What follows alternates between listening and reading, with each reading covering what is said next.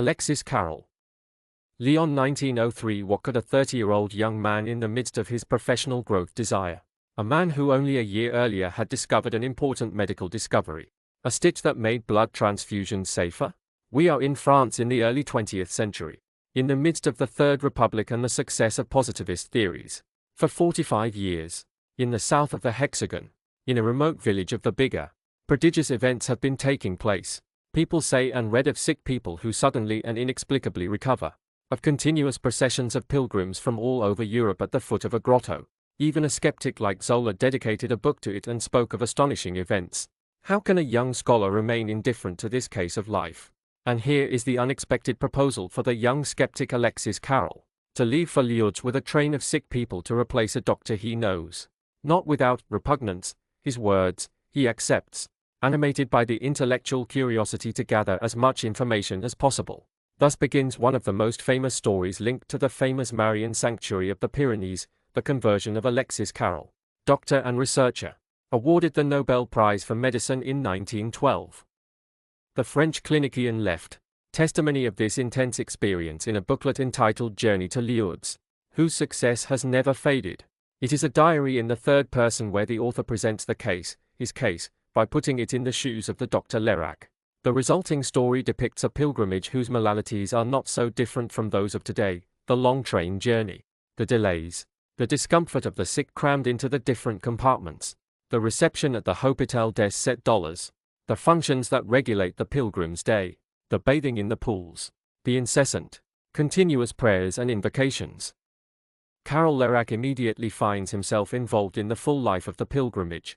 He must intervene several times during the long journey to suit the pain of the patients. Larrec initially asks himself the question common to every positivist: those who hope for healing, who have suffered the pain of this long journey, must they die of despair and fatigue when their hopes have fallen? He is struck by a sick woman, Maria Bailly. She is a hopeless clinical case. A few days before leaving for Lourdes, the surgeon who is treating her had refused to operate on her. The patient had expressed the same desire to go on a pilgrimage. "I suffer a lot, but I am happy to have come." Carrel-Larrec is impressed by the atmosphere during the journey to Lourdes. This pilgrimage train seemed like a pleasure train. In the meantime, Maria Bailly's journey becomes more and more dramatic. The collapses follow one another. Carrel-Larrec's injections of marine and caffeine only serve to temporarily soothe the pain. Hers is a case of tubercular peritonitis in the final stages. Certain death is imminent. Arriving in Lourdes, Carrel-Larrec is impressed by the continuous trail of patients in desperate conditions who go to the pools. But during a conversation with a friend he confesses that, "It is difficult for me to affirm a priori both the possibility of the miracle and its impossibility." For the doctor, the miracle would be the sudden healing of an organic disease, a severed leg that grows back, a cancer that has disappeared, a congenital dislocation that suddenly heals. For the skeptic Carrel-Larrec, only 4 of the cases encountered could respond to these characteristics. The case that then struck and interested the young clinician from Lyon is obviously Maria Bailly. If this patient were to heal, it would be a true miracle. From the hospital, the patients are ready to go to the swimming pools. Marie Bailly is in increasingly serious and desperate conditions. She can no longer speak. The pain is excruciating. There is fear that she could die during the journey or at the grotto. Faced with the doctor's uncertainty about what to do, here is the disarming consideration of the nun who is treating the patient: this young woman has nothing left to lose. Whether she dies today or in a few days does not matter much.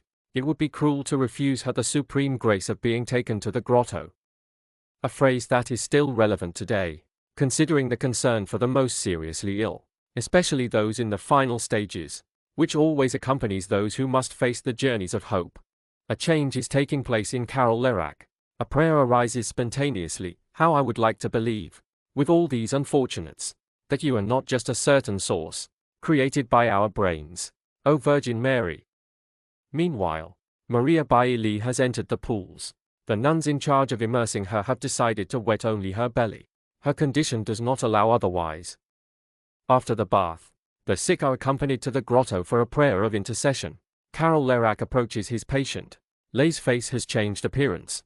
Her breathing slows. Her eyes become more and more alive and brilliant from moment to moment. The blanket covering her belly is lowered little by little. Carrel thinks he is suffering from hallucinations. Going mad. He turns pale. He realizes that he is witnessing a sudden and inexplicable recovery. Maria Bailey now speaks, moves, and drinks a cup of milk in one go. When examining her, the doctor notes that the patient's skin has become white and smooth. Her belly has become small. Her abdomen has become soft and manageable. Various thoughts begin to crowd into Carrel's mind: the error in the analysis, an apparent recovery, a work of autosuggestion. But everything falls apart in the face of evidence. The patient has suddenly, inexplicably recovered. At night, entering the basilica, remaining alone with his thoughts, a prayer of thanksgiving arises from the heart of Carrel-Larrec. I believe in you. You wanted to answer my doubt with a manifest miracle. I cannot see it. I still doubt. But my most fervent desire is to believe, hopelessly, blindly believe, without discussing, without criticizing. Under the deep and harsh advice of my intellectual pride lies, unfortunately still suffocated, a dream, the most fascinating of all dreams, that of believing in you, of loving you like the friars of the pure soul. Another miracle, perhaps more hidden, has just manifested itself. If you enjoyed our video, please give us a thumbs up, subscribe to the channel, and activate the bell. This channel isn't monetizable, but we need your support to keep making videos.